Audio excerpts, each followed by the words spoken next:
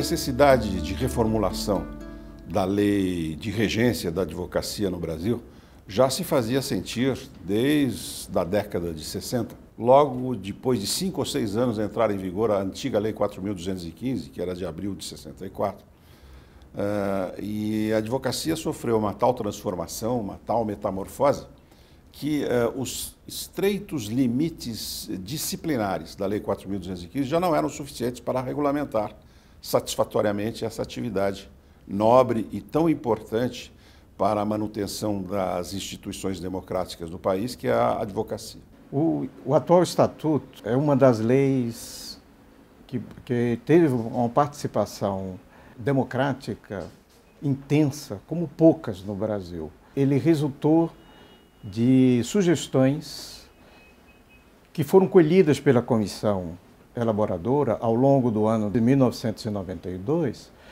em todos os estados brasileiros, junto às OABs, às caixas de assistência, os sindicatos, associações e pessoas comuns do povo.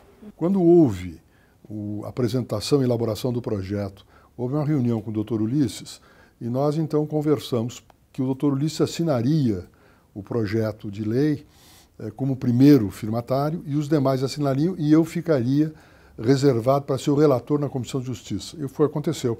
O projeto entrou no Congresso, imediatamente foi para a Comissão de Justiça, foi distribuído para mim como relator e eu comecei o trabalho de relatoria, tentando exatamente fazer um entendimento global na Câmara.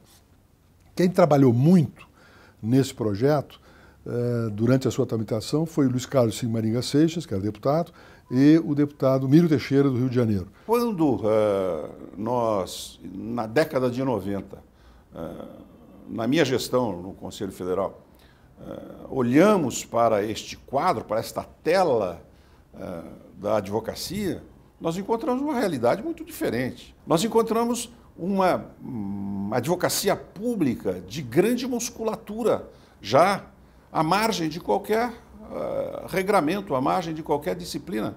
Eram os procuradores municipais, os procuradores do Estado, os procuradores da União, antes da estruturação tal como está hoje da Advocacia Geral da União.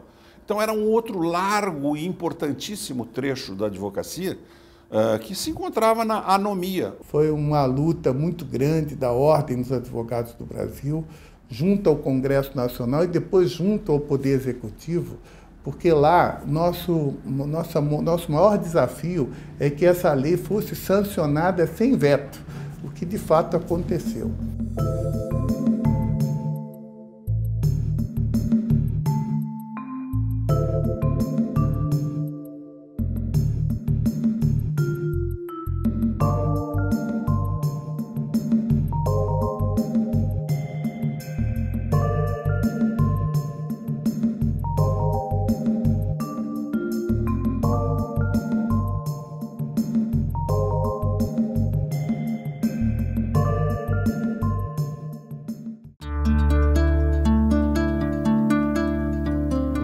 O Estatuto, ele adota claramente a inserção da advocacia pública, do advogado empregado e de um modelo essencial e fundamental que deve ser preservado de sociedade de advogados como uma atividade meio e não como uma atividade fim, segundo o modelo que nós não devemos jamais adotar, o modelo anglo-saxônico, que é o modelo mercantilista. O grande compromisso da Ordem era fazer com que fosse respeitada a independência técnica do profissional. Era comum, e ainda é, infelizmente, em algumas empresas públicas, né, que o advogado, às vezes, é forçado a dar um parecer que, na realidade, ele não deveria dar. Por quê? Porque ele fica com medo até de perder um emprego. E foi um avanço no sentido da definição da participação do advogado em todos os setores da sociedade. Então havia uma preocupação de, por exemplo, se fixar um limite de horário de trabalho do advogado, definir melhor a questão dos honorários de sucumbência dos advogados empregados, né? Essa questão das horas extras, tudo isso não tinha no estatuto anterior. Foi exatamente esta parte do advogado empregado que que eu tenho a impressão que foi a que deu mais trabalho para ser feito e aquela que teve maior repercussão e era uma exigência maior da categoria dos advogados brasileiros. Era preciso reconhecer o valor maior da advocacia, que não é só o vínculo com o seu contratante, mas, sobretudo, a independência do profissional. E a lei foi muito clara, reconhecendo esses fenômenos dos advogados empregados, advogados de partido, que tem um lado, mas garantindo a ele, ao trabalhar nesse lado, a independência profissional. Então, essa questão do exame de ordem foi uma grande conquista, porque até a edição do Estatuto, como é que funcionava? Né? Os estudantes de Direito faziam suas matérias de prática forense nas faculdades e pedia que a ordem mandasse um representante para supervisionar essa prática forense, mas que nem sempre essa supervisão era eficiente. No atual estatuto, a obrigatoriedade desse exame é uma forma de você colocar no mercado pessoas que estão, pelo menos, têm um mínimo de preparo para cuidar dos bens mais preciosos da vida do cidadão, que é a liberdade, a honra e o patrimônio. Com a positivação da exigência do exame de ordem no texto, no corpo permanente da Lei 8.906, de 4 de julho de 94, o que era, digamos assim, instituído através de atos administrativos, passou a ser uma exigência cogente, obrigatória, de observância indesviável, pela sua, digamos assim, obrigatoriedade imposta no texto do próprio Estatuto.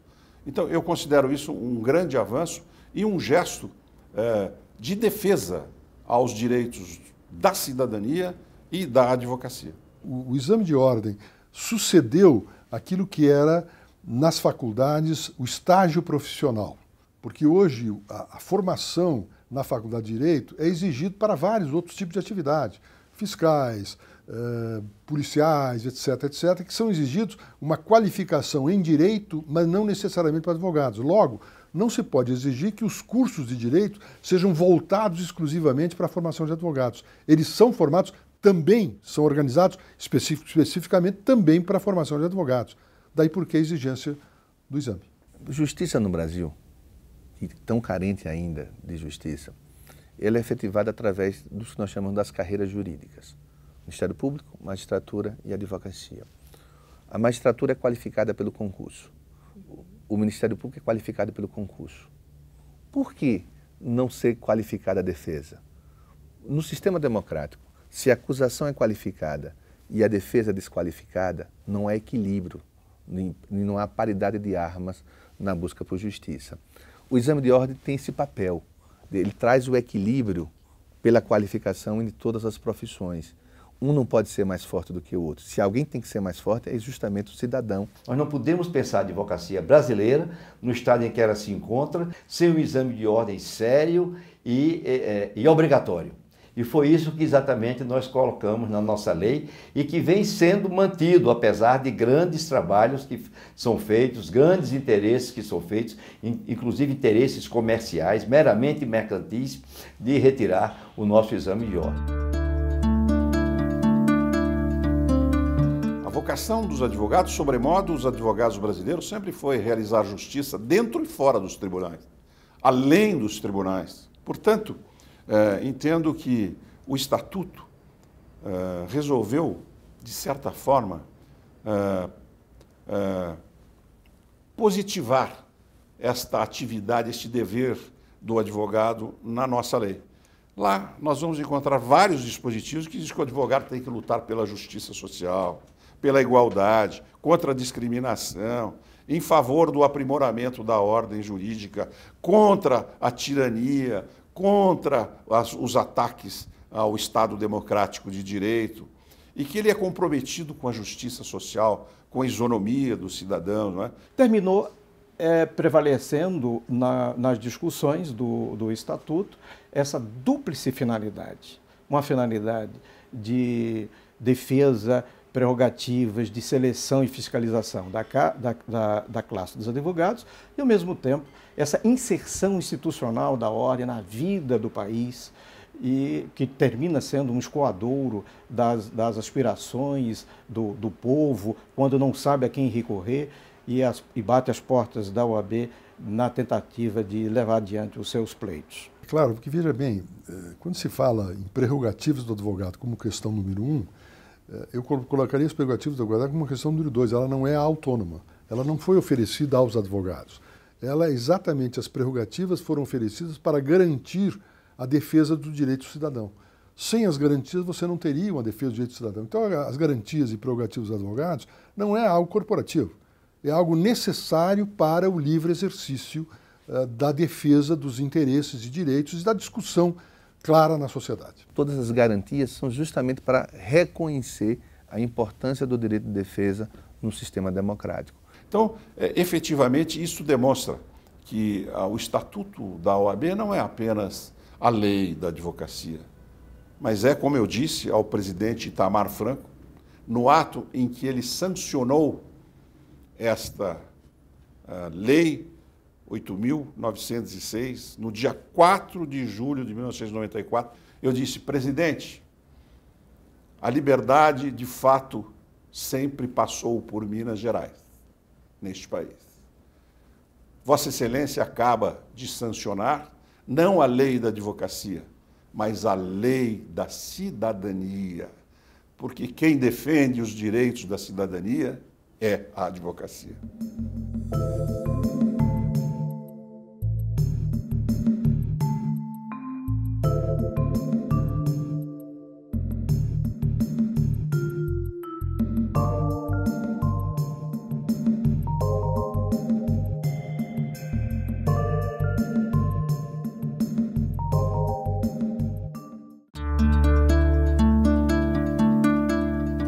O atual estatuto avançou sobremaneira na questão do capítulo destinado ao advogado empregado, disciplinou melhor, de forma mais justa, a questão das incompatibilidades e impedimentos, né? Tivemos também uma uniformização da inscrição na OAB. Eu entendo que nesses 20 anos ela se mostrou, em primeiro lugar, um instrumento eficiente de defesa do exercício, do livre exercício profissional. As garantias, ou seja, as garantias para assegurar o exercício dos direitos, inclusive o reconhecimento da indispensabilidade do advogado. Nós entendemos que essa lei, que foi uma lei bem recebida em todos os setores, que demonstrou o seu perfeito funcionamento e hoje, 20 anos depois, é uma lei que tem a perfeita atualidade, porque defende o advogado com vistas à proteção do exercício da advocacia, que em última análise é a proteção da cidadania e dos direitos difusos, dos direitos coletivos e dos direitos individuais. Mudou a compreensão que o próprio advogado teve da advocacia, ao reconhecer que nós somos, simultaneamente, cidadãos e advogados, que advocacia e cidadania são palavras sinônimas. E a lei da advocacia diz isso. O advogado, no seu mistério, ele exerce uma função pública, uma função social. A lei reconheceu o que a história fez por nós e que nós fizemos pela história.